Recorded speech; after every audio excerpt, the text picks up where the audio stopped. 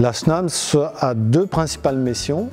Un rôle syndical de défense des agriculteurs producteurs de semences et un rôle technique pour rechercher des solutions techniques adaptées spécifiquement à la production de semences.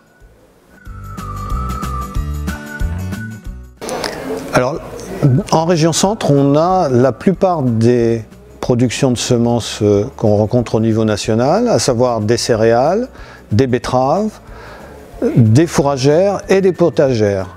La région Centre est leader en potagère, par exemple, avec 38% des surfaces françaises, et un rôle très important aussi en production fourragère.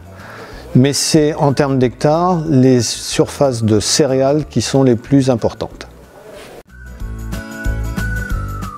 Les enjeux sont doubles.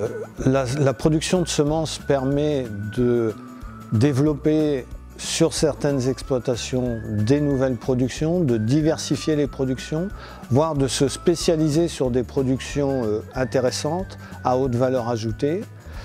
Et d'autre part, la production de semences valorise la région Centre avec des productions assez pointues en termes de qualité, d'exigence.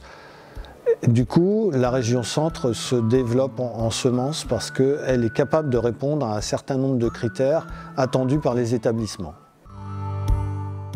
Les enjeux sont principalement techniques.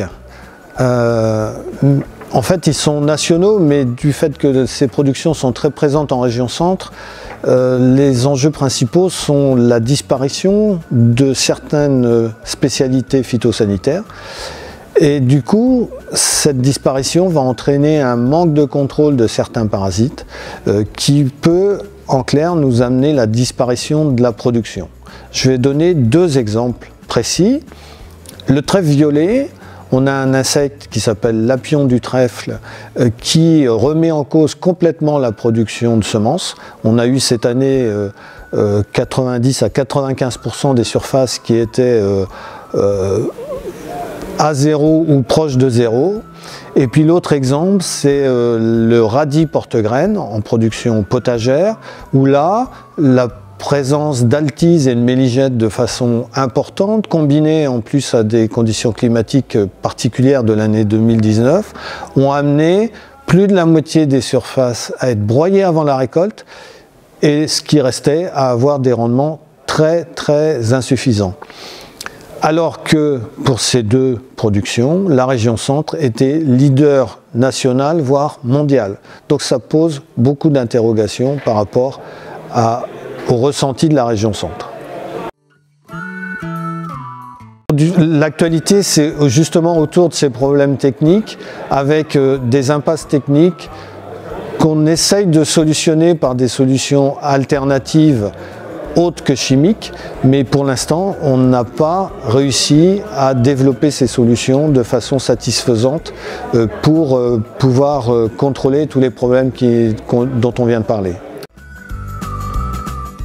Tout à fait, c'est un marché complètement mondial. Les établissements qui travaillent sur la région Centre sont des multinationales qui exportent plus de 80% de leur production dans tous les pays du monde. Et du coup, la région Centre a cette vitrine au niveau international qui est très intéressante et très importante. Le cap filière, c'est un contrat entre la région et l'ensemble de la filière semences et plants pour permettre de développer cette filière. La région nous appuie sur un certain nombre de points comme la recherche technique pour trouver entre autres des solutions alternatives à l'utilisation des produits phyto.